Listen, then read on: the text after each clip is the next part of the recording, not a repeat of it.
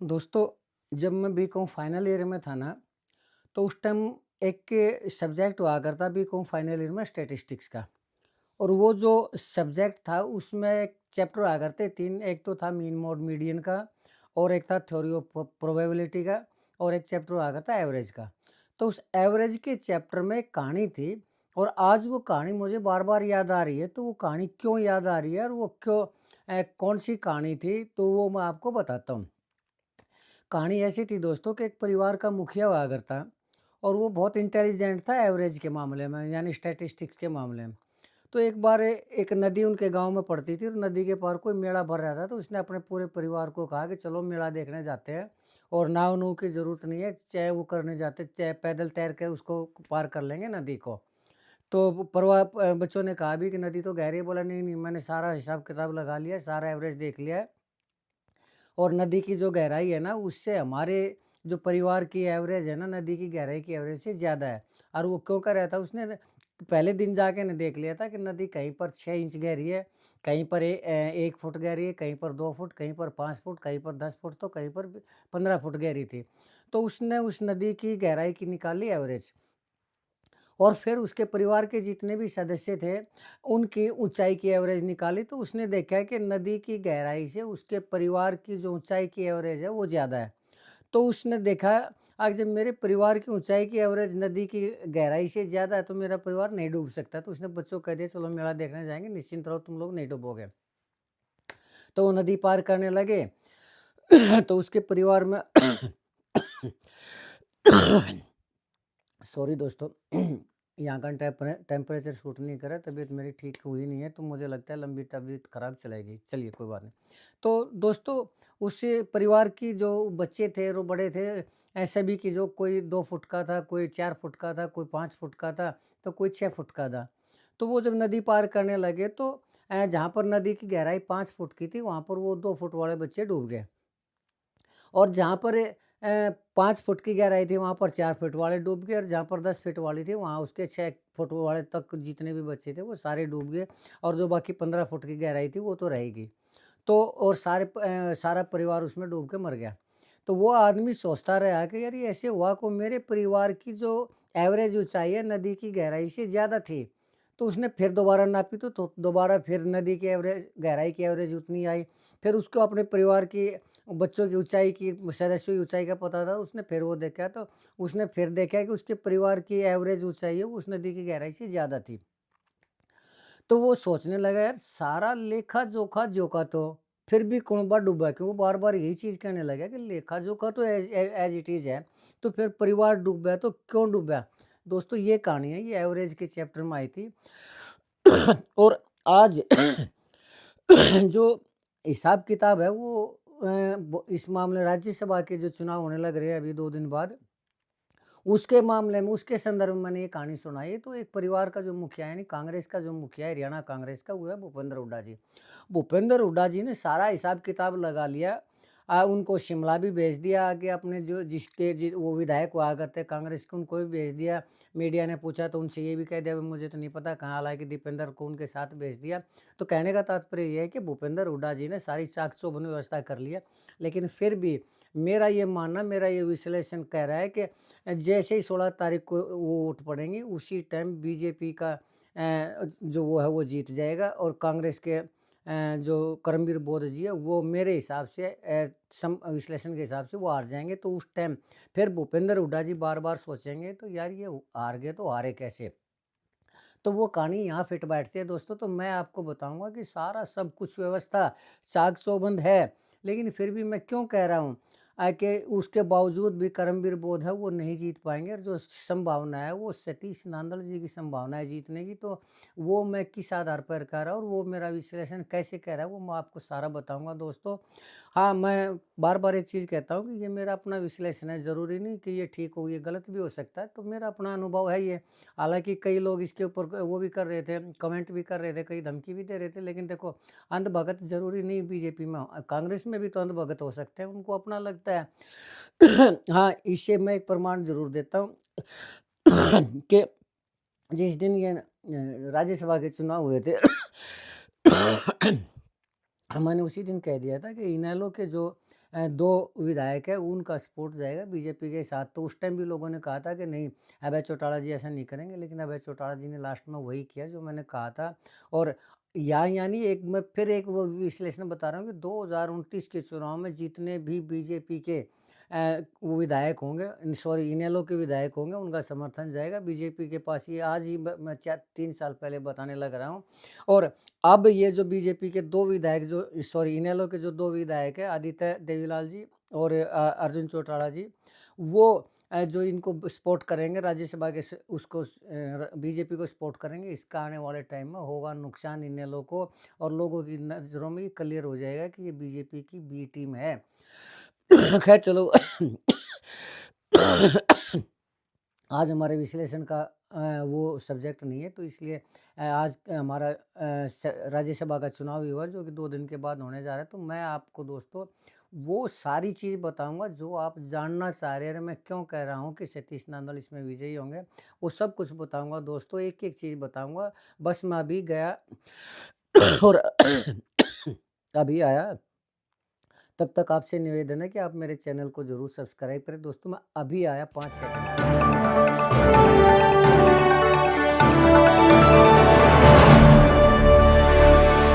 दोस्तों नमस्कार। दोस्तों मैं सतबीर सिंह अपने यूट्यूब के भारत लिंक ग्लोबल चैनल पर लंदन से आपका स्वागत करता हूं। दोस्तों लंदन की सर्दी है ना, जो मौसम है वो मुझे सूट नहीं कर रहा है, इसलिए मैं वीडियो नहीं बना पा रहा कई दिन से। और ये वीडियो आज बनानी इसलिए ज़रूरी थी कि आज 15 तारीख है और कल जो है ना राज्यसभा के चुनाव होने हैं हरियाणा के अंदर 2 सीटों के ऊपर।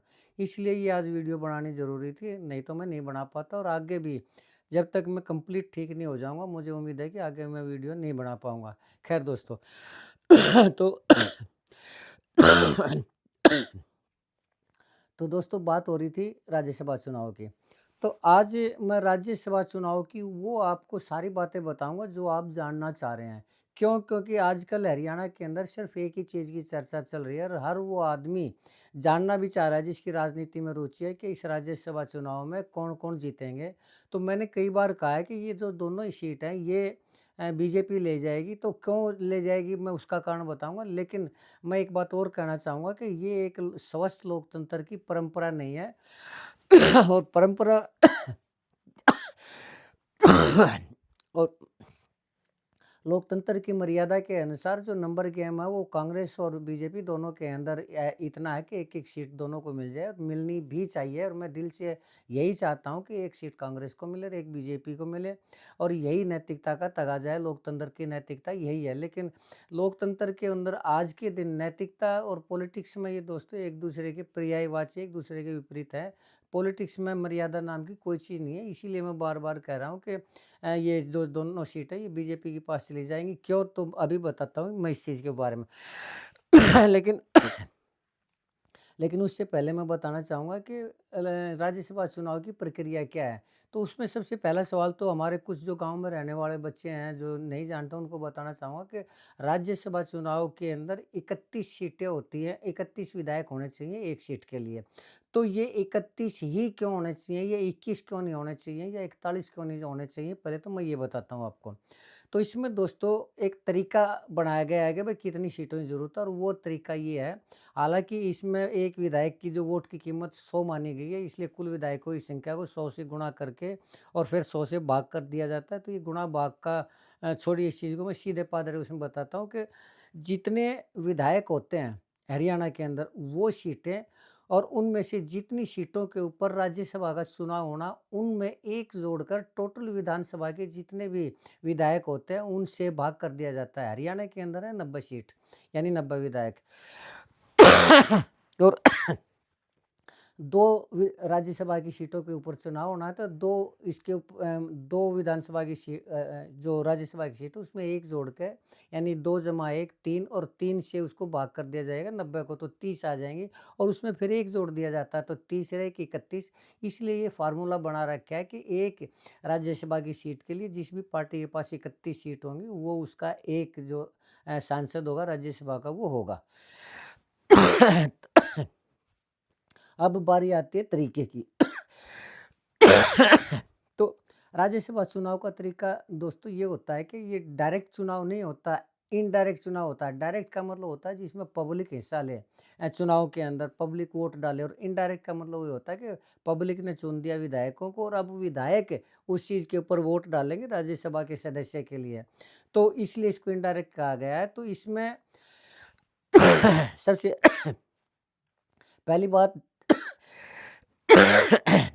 जो चाक-चौबंद व्यवस्था जो कर रखी है पार्टियों ने, वो मैं बताऊँ कि क्या कर रखी है। सबसे पहले तो एक शब्द होता है व्हिप।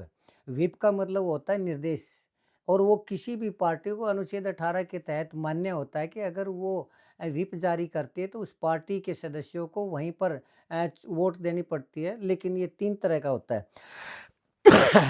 पहला व्हिप होता है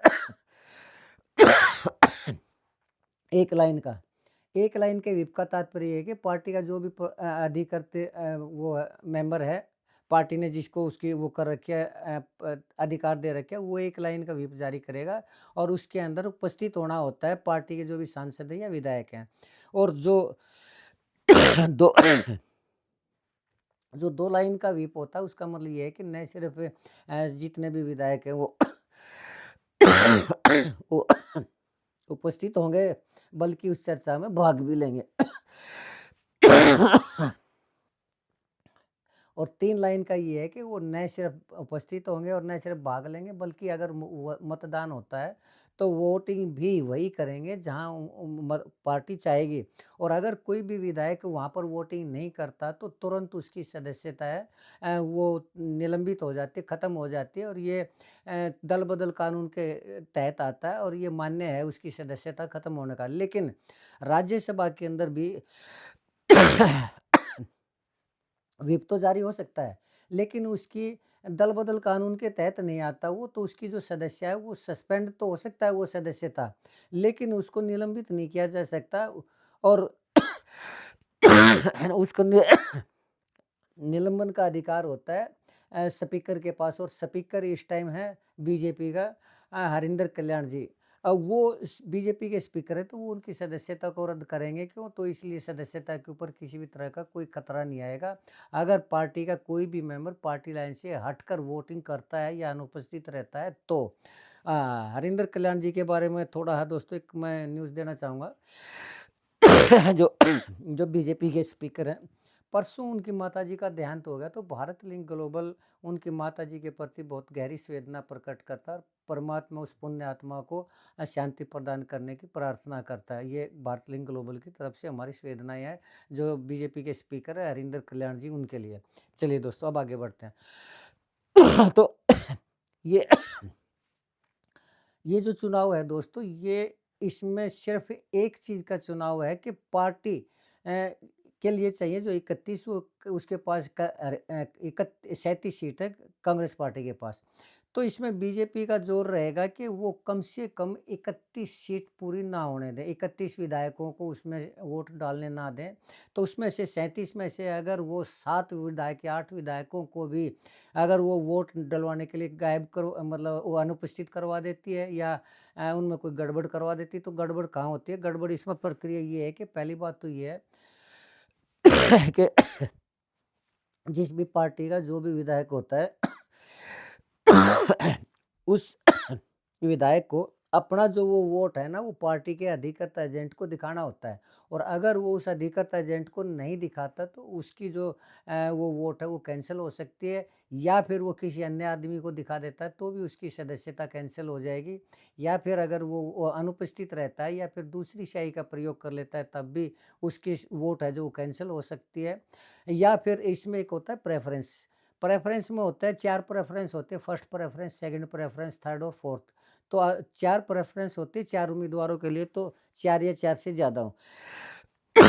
लेकिन लेकिन इसमें उम्मीदवार है 3, तो 3 ही प्रेफ़रेंस होंगी, यानी फर्स्ट प्रेफ़रेंस, सेकंड प्रेफ़रेंस और थर्ड प्रेफ़रेंस। तो इसमें प्रेफ़रेंस के वोट डाले जाएँगे।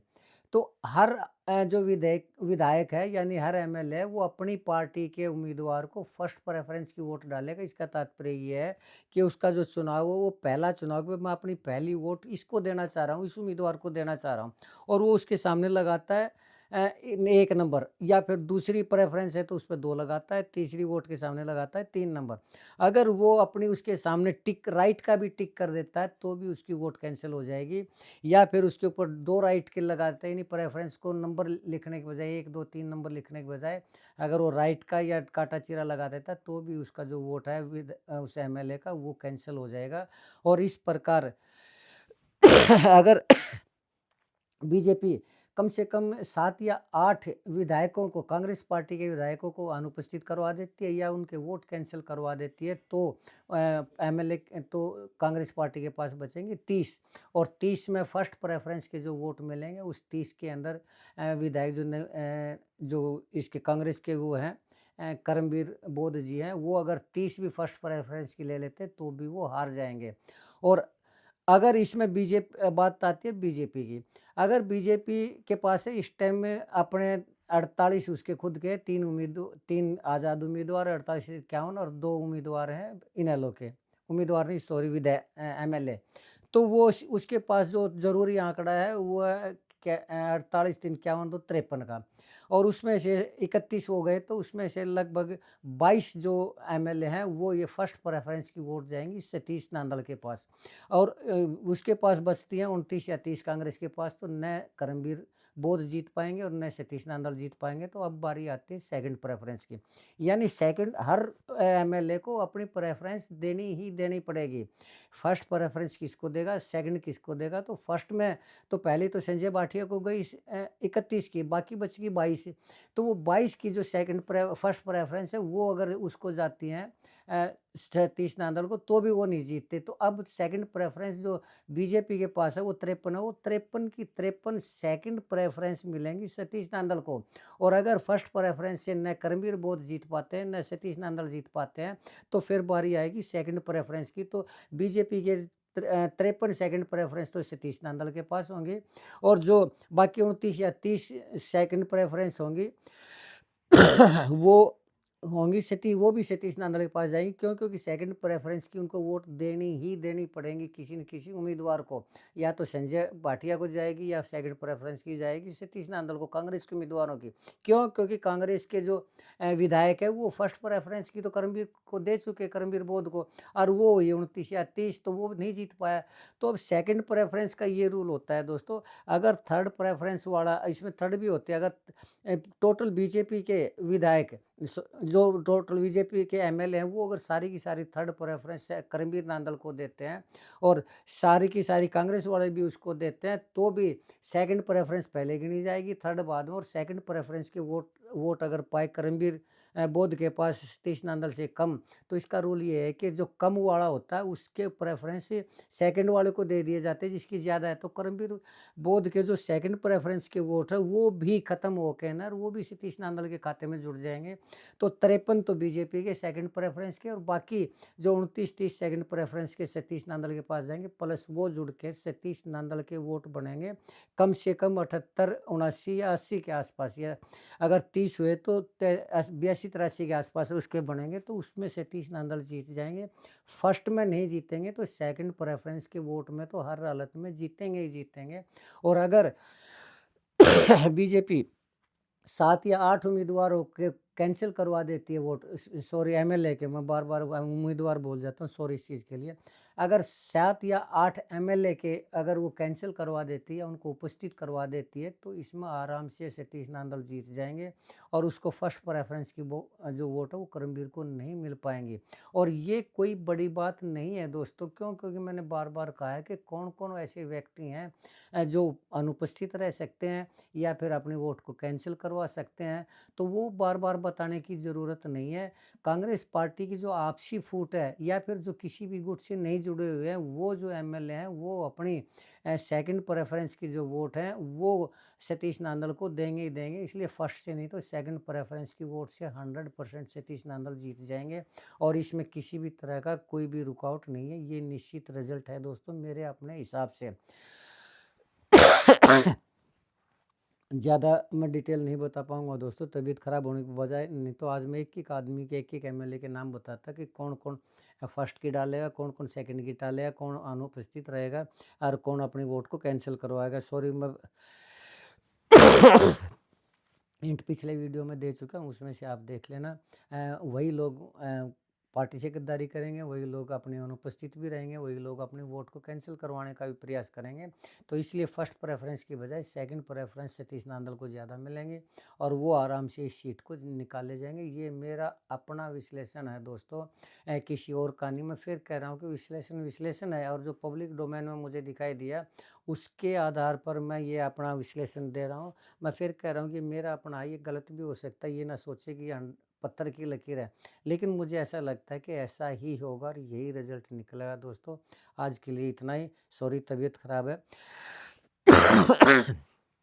ज़्यादा नहीं बोल पाऊँगा और आगे शायद वीडियो भी मैं काफ़ी लंबे टाइम तक नहीं बना पाऊँगा। तो मैं आपसे प्रार्थना करना चाहूँगा कि आप थोड़ा सा कोऑपरेट करें और मेरे इस चैनल को सब्सक्राइब ज़रूर करें दोस्तों।